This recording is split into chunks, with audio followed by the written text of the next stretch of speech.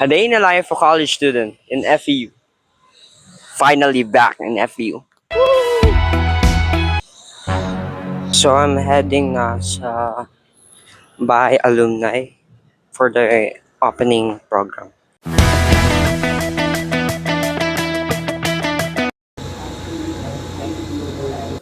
So, quick update lang.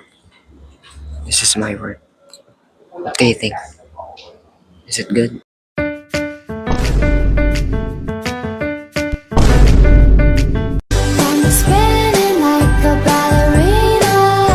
So, I'm on my own ngayon kasi wala yung friends ko actually.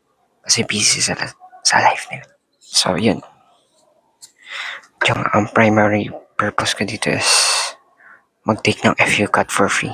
Yun lang.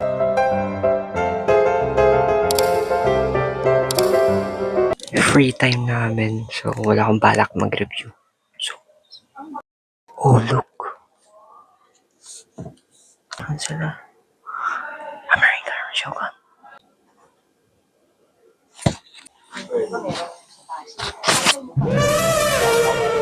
So, phones are not allowed later sa FU cut. So, see you later guys. Bye. Lights out.